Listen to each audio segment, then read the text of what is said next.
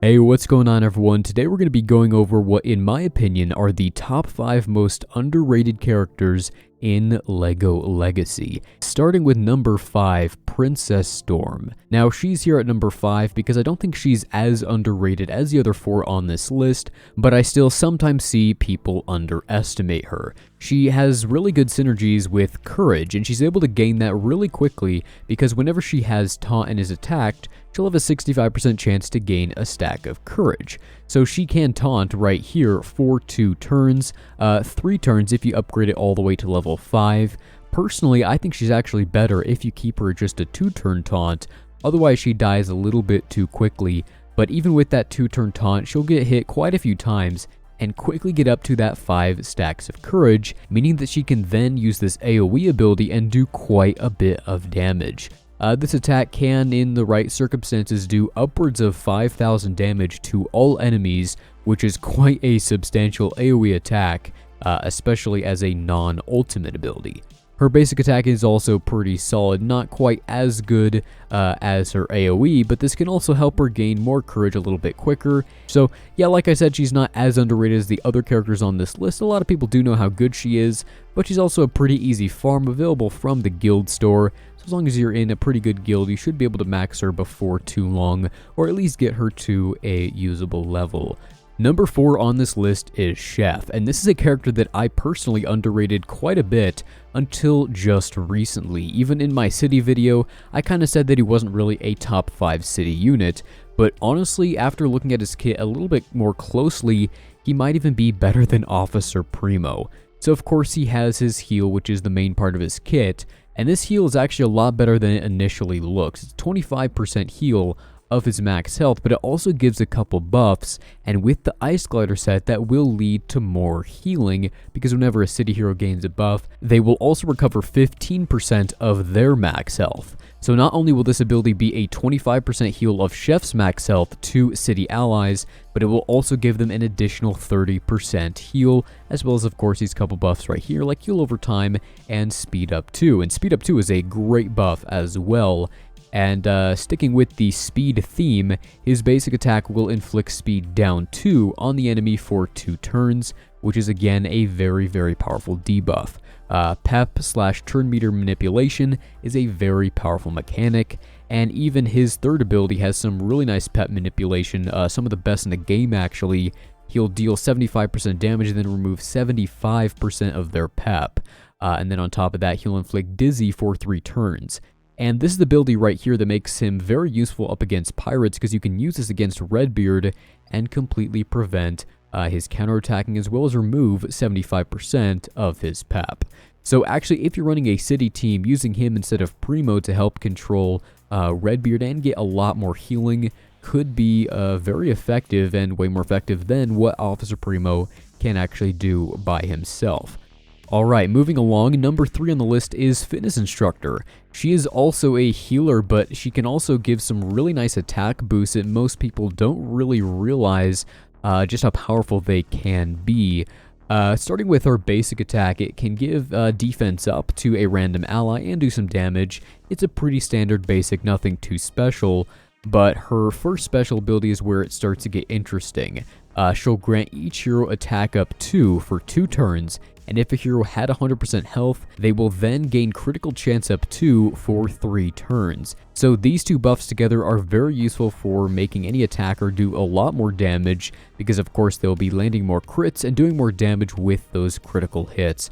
And also, this isn't a percent chance to gain these buffs, it's just a straight, they will gain it when she uses this ability, and if they had 100% health, they'll then gain the crit chance up as well. So this is a very useful one. As you'll see with the next 2 characters, actually use Fitness Instructor to make them do a bit more damage, and she is very effective at doing that.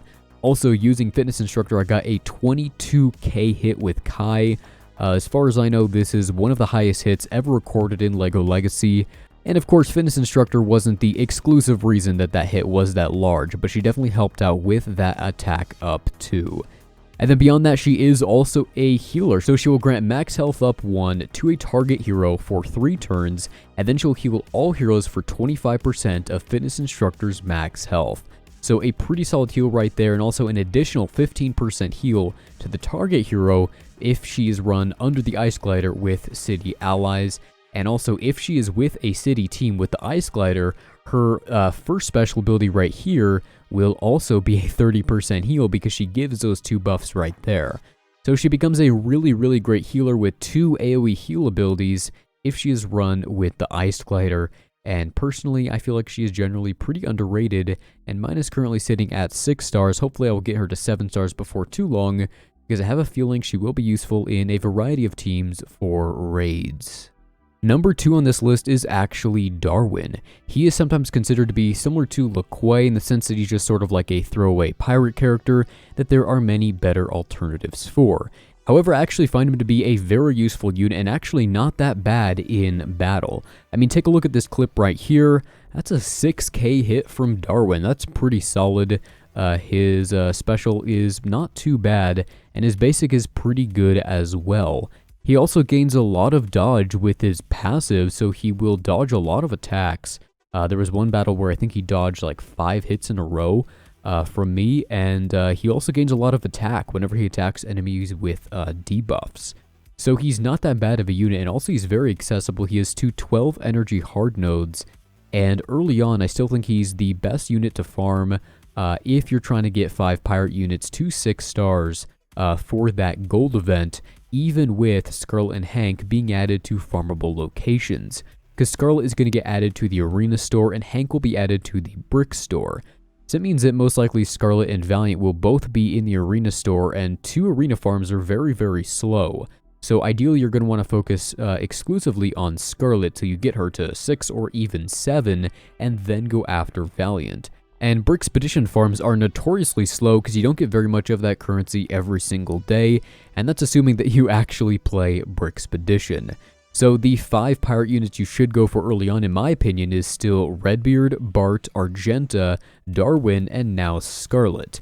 Valiant will come later to replace Darwin, but still, I think he's a very good unit, and some people even use him in place of Valiant to climb very high in Arena, and people have used him at 6 or 7 stars to unlock Master Wu as well.